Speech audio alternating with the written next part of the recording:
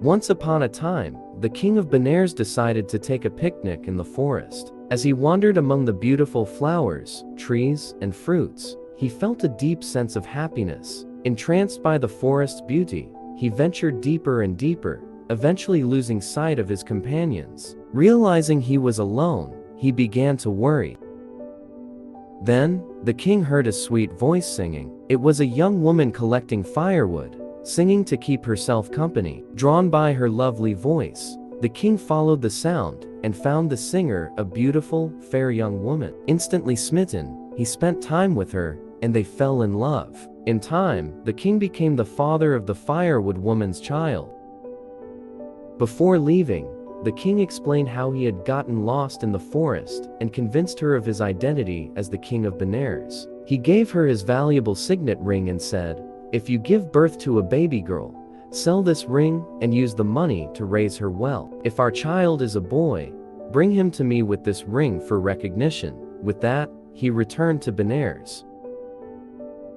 In due course, the firewood woman gave birth to a cute little baby boy. As a shy and simple woman, she felt afraid to bring him to the grand court in Benares, but she kept the king's signet ring safe.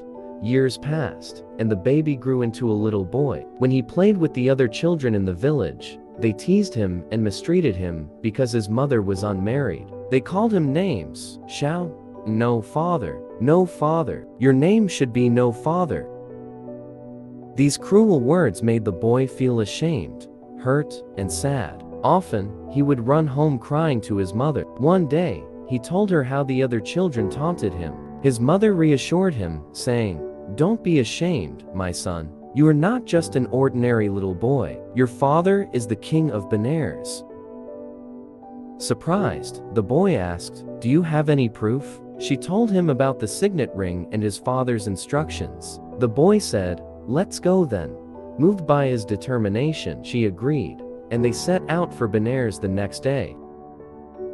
When they arrived at the king's palace, the gatekeeper informed the king that a firewood woman and her little son wanted to see him. They were brought into the royal assembly hall, filled with the king's ministers and advisors. The woman reminded the king of their time together in the forest and presented the boy as his son.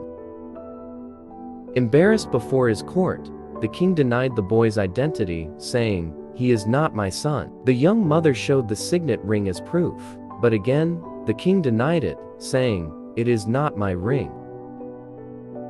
Desperate, the woman thought, "I have no witness and no evidence to prove what I say. I have only my faith in the power of truth."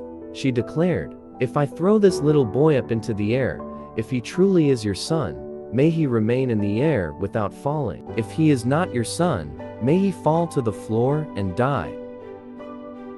She grabbed the boy by his foot and threw him into the air. Miraculously, the boy sat in the cross-legged position, suspended in mid-air without falling. Everyone was astonished. From mid-air, the boy spoke to the king, "My lord, I am indeed your son. You care for many people who are not related to you. You even maintain countless elephants, horses, and other animals. Yet, you do not think of looking after and raising me, your own son. Please take care of me and my mother." Humbled by the boy's powerful words, the king's pride melted away. He held out his arms and said, "Come to me, my son, and I will take good care of you."